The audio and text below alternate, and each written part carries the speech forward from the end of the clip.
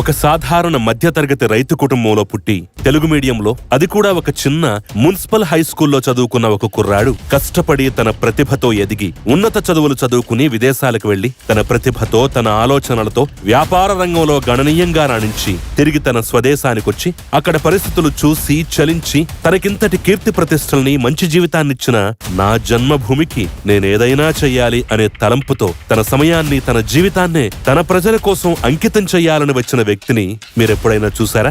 ఏంటి, మహేష్ బాబు శ్రీమంతుడు సినిమా కథో లేదంటే మహర్షి సినిమా కథో మీకు గుర్తొస్తోందా? ఎస్, నిజమే. కాకపోతే అవి రియల్ స్టోరీలైతే నేను చెప్పబోయే వ్యక్తి జీవిత కథ రియల్ స్టోరీ. ఆ రియల్ స్టోరీలోని కథానాయకుడు, నాయకుడే డాక్టర్ పెమ్మసాని చంద్రశేఖర్.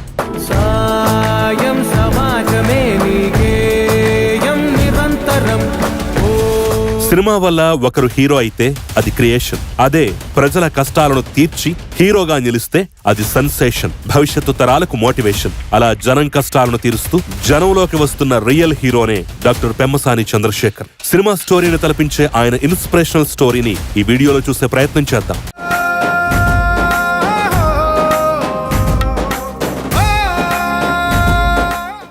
డాక్టర్ పెమ్మసాని చంద్రశేఖర్ 1976 మార్చి 7న గుంటూరు జిల్లా తెనాలి తాలూకా బుర్రిపాలెంలో జన్మించారు. బుర్రిపాలెం అంటే ఇప్పటికే మీకు గుర్తొచ్చే ఉంటుంది. అదేనండి, మన సూపర్ స్టార్ కృష్ణ గారి సొంత ఊరు. చంద్రశేఖర్ తల్లిదండ్రులు సాంబశివరావు, సువర్చల. వీరికి 2 కుమారులు. పెద్దవాడు చంద్రశేఖర్ కాగా రెండో కుమారుడు రవిశంకర్. చంద్రశేఖర్ పుట్టే సమయానికి వాళ్లది సాధారణ మధ్యతరగతి కుటుంబమే. ఎలాంటి హంగులు, ఆర్భాటాలు లేకుండా సాధారణమైనటువంటి జీవితం గడిపేవారు. ఇక చంద్రశేఖర్ పుట్టింది బుర్రిపాలెంలో అయినా ఆయన బాల్యం కొంతకాలం పాటు నరసరావుపేటలో కూడా గడిచింది. మన సూపర్ స్టార్ కృష్ణ గారికి వీరు దగ్గరి బంధువులు కూడా అవుతారు. ఇక ఆయన బాల్యం గురించి చెప్పాలంటే ఎలాంటి ప్రత్యేకతలు లేవు.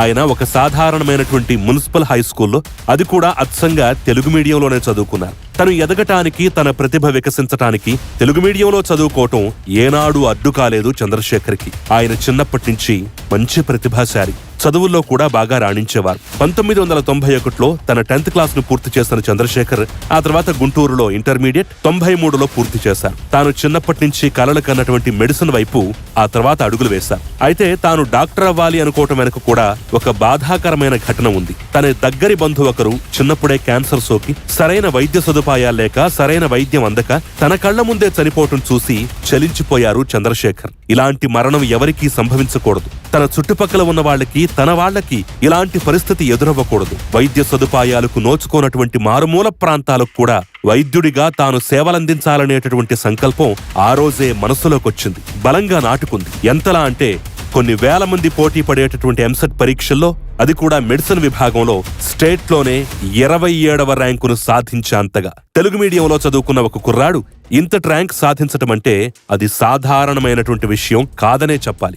ఇక మంచి ర్యాంక్ రావడంతో ఉస్మానియా యూనివర్సిటీలో ఫ్రీ సీట్ దొరకడంతో 1994లో మెడిసిన్ విభాగంలో చేరారు చంద్రశేఖర్. ఆ తర్వాత ఆయనకి వెనక్కి తిరిగి చూసుకోవాల్సిన అవసరమే రాలేదు. 2000 సంవత్సరంలో మెడిసిన్ పూర్తి చేసిన చంద్రశేఖర్ పోస్ట్ గ్రాడ్యుయేషన్ కోసం అమెరికాకు ప్రయాణమయ్యారు. 2005లో తన పీజీ పూర్తి చేశారు. తర్వాత ప్రపంచ ప్రఖ్యాత యూనివర్సిటీ అయినటువంటి జాన్స్ హాప్కిన్స్ సినైలో 5 సంవత్సరాల పాటు టీచింగ్ ఫ్యాకల్టీగా కొనసాగారు చంద్రశేఖర్. ఆయన అమెరికాలో చదువుకునే రోజుల్లో తన తోటి విద్యార్థులు, ముఖ్యంగా అక్కడ ప్రవేశ పరీక్ష కోసం ప్రిపేర్ అయ్యే విద్యార్థులు ఎన్నో కష్టాలు అనుభవించేవారు. ఎందుకంటే ప్రవేశ పరీక్షల్లో ఉత్తీర్ణత సాధించాలంటే ఎంతో ఖర్చుతో కూడుకున్న పని. ఆ రోజుల్లోనే అమెరికాలో దాదాపు $5,000 ఖర్చు పెట్టి కోచింగ్ తీసుకుంటే గాని ఆ ఎంట్రన్స్ పరీక్ష గట్టెక్కటం కష్టతరమయ్యేది. అలాంటి సందర్భంలోనే ఇంతటి భారాన్ని తన తోటి భారతీయులు, తన తెలుగు వాళ్లు భరించలేక ఇబ్బంది పడటం తన కళ్లతో చూసిన చంద్రశేఖర్ దీనికి పరిష్కారం కనుక్కొనాలనుకున్నారు. దానికోసం కేవలం $20కే తాను ప్రిపేర్ చేసుకున్నటువంటి నోట్స్ ని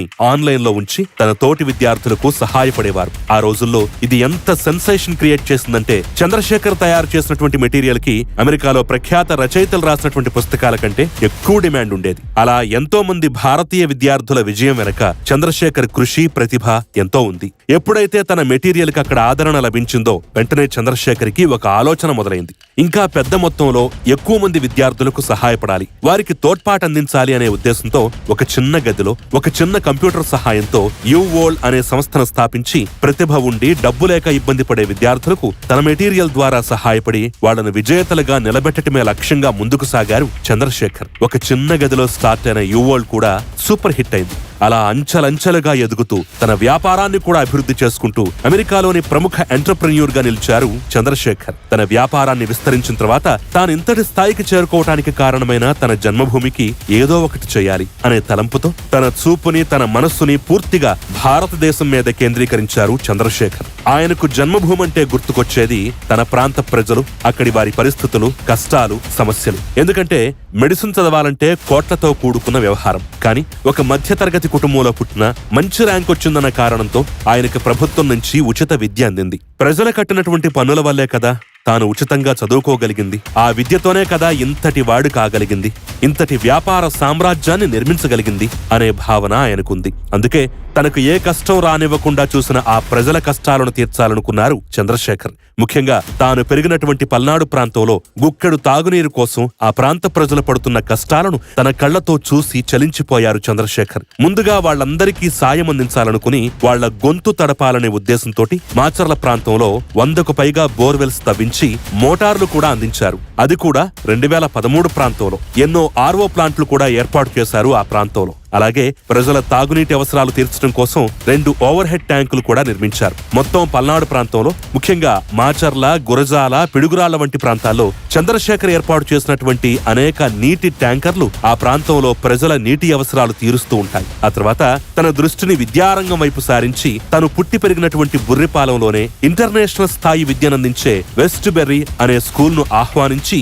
LKG నుంచి 12వ తరగతి వరకు అక్కడ విద్యార్థులకు విద్యనందిస్తున్నారు. ఈ స్కూల్ ఏర్పాటు చేయడానికి గల కారణం ఒక్కటే, అంతర్జాతీయ స్థాయి విద్యా ప్రమాణాలను గ్రామ స్థాయికి తీసుకురావటమే. ఇక అంతేకాకుండా 2002లో బుర్రిపాలెంలో సూపర్ స్టార్ కృష్ణ గారి కుటుంబ సభ్యులతో కలిసి ఒక B.Ed కాలేజ్ కూడా ఏర్పాటు చేశారు. దాంతో పాటుగా పెమ్మసాని ఫౌండేషన్ ద్వారా ఎంతో మంది పేద విద్యార్థులకు పూర్తిగా ఫీజులు చెల్లించి వారిని విద్యావంతులుగా తీర్చిదిద్దారు చంద్రశేఖర్. ఇలా అనేక సేవా కార్యక్రమాలు చేస్తున్నా సరే ఎక్కడో చిన్న అసంతృప్తి. తన ప్రాంత ప్రజలకి ఇంకా చేయాలి, ఇంకా ఏదో మేలు చేయాలనే ఆలోచన రాజకీయాల వైపు అడుగులు వేసేలా చేసింది.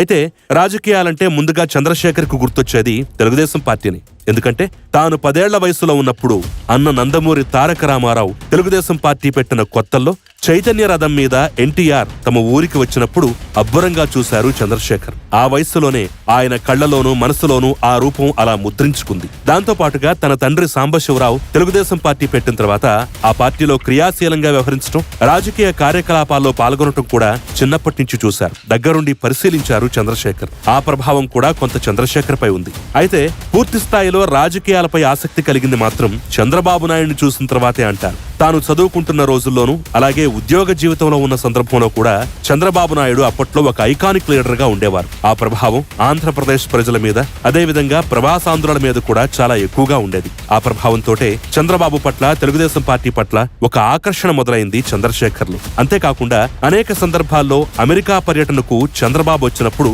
ప్రతి సందర్భంలోనూ, ప్రతి మీటింగ్ లోనూ చంద్రశేఖర్ కూడా పాల్గొనేవారు. అలా చంద్రబాబుతో సాన్నిహిత్య సంబంధాలు కూడా ఏర్పడ్డాయి. ముఖ్యంగా 25 ఏళ్ల వయసుకే చంద్రశేఖర్ సాధించిన విజయాలు, ఆయన ఎక్కిన మెట్లు చూసి చంద్రబాబు కూడా అభినందించారు. అలా చంద్రశేఖర్ కి రాజకీయాలంటే ఆసక్తి ప్రారంభమైన దగ్గర నుంచి ఆయన తెలుగుదేశం పార్టీతో కలిసి పనిచేయడం ప్రారంభించారు. ఆంధ్రప్రదేశ్ లోను, అదేవిధంగా అమెరికాలో తెలుగుదేశం పార్టీ తలపెట్టిన ప్రతి కార్యక్రమంలో ఈయన భాగస్వామ్యం ఎంతో ఉంది. ఇక పెమ్మసాని పార్టీకి, NTR కి ఎంతటి వీరాభిమానంటే NTR 100వ జయంతి సంవత్సరంలో 365 రోజుల పాటు తన సొంత థియేటర్ అయినటువంటి తెనాలి పెమ్మసాని థియేటర్లో ప్రతిరోజు ప్రత్యేకంగా ఒక ఫ్రీ షోని NTR కోసం డెడికేట్ చేసి ఘననివాళి అర్పించారు. ఇక ఎంత అభిమానం ఉన్నా తాను పూర్తి స్థాయిలో క్రియాశీల రాజకీయాల్లోకి రావటానికి కారణం అమరావతి అంటారు పెమ్మసాని చంద్రశేఖర్. తాను పుట్టిన ప్రాంతంలో రాష్ట్రానికి రాజధాని వచ్చింది అనేటువంటి సంతోషం 3 నాళ్ల ముచ్చటగా మారిపోవటం, 5 సంవత్సరాల్లోనే ఆ కలలన్నీ కలలుగా మారటం చంద్రశేఖర్ ని ఎంతో కదిలించి వేసింది.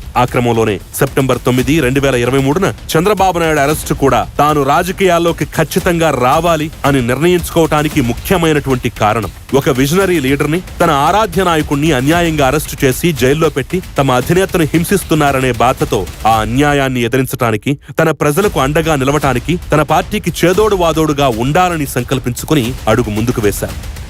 ఈ నేపథ్యంలోనే 2024 ఎన్నికల్లో గుంటూరు ఎంపీ అభ్యర్థిగా పెమ్మసాని చంద్రశేఖర్ పేరు తెరమీదకొచ్చింది. సిట్టింగ్ ఎంపీగా ఉన్న గల్లా జయదేవ్ రాజకీయాల నుంచి విరామం ప్రకటించడం, ఆయన ప్రభుత్వాన్ని ప్రశ్నించినటువంటి తీరుతోటి టార్గెట్ చేసి వేధించినటువంటి విధానం చంద్రశేఖర్ ని మరింత కలిచివేసింది. మొండోడు రాజు కన్నా గొప్పోడంటారు. నేను అలాంటి మొండోణ్ణి. ప్రజల కోసం పాటుపడాలి, సేవ చెయ్యాలి, వారి కష్టాలకు తాను అండగా నిలవాలనే మొండి ధైర్యం నాలో ఉంది అంటూ ముందుకు సాగుతున్నారు పెమ్మసాని చంద్రశేఖర్. రేపటి రోజున పార్టీ అవకాశం కల్పిస్తే ఖచ్చితంగా గెలిచి నిలిచి పార్లమెంటులో ఆంధ్రప్రదేశ్ కోసం తన వాణి గట్టిగా వినిపించాలనే సంకల్పంతో ఉన్నారు చంద్రశేఖర్. చదువుకున్న వాళ్లు, సక్సెస్ అయిన వాళ్లు చట్టసభల్లో అడుగు పెట్టాలని మనం ఎప్పటినుంచో కలలు కంటున్నాం. మరి ఆ కలలకు జీవం పోస్తూ ఇలాంటి విద్యావంతులు, ప్రజాసేవకులే రేపటి రోజున చట్టసభల్లో అడుగు పెట్టాలని మనస్ఫూర్తిగా కోరుకుందాం. ఇలా ఒక సాధారణ వ్యక్తిగా జీవితాన్ని ప్రారంభించి తన ప్రతిభతో, కష్టంతో ఉన్నత శిఖరాలకు ఎదిగి ప్రజలకు ఎంతో సేవ చేస్తున్నటువంటి డాక్టర్ పెమ్మసాని చంద్రశేఖర్ పై మీ అభిప్రాయాన్ని కూడా కామెంట్ రూపంలో తెలియజేయండి.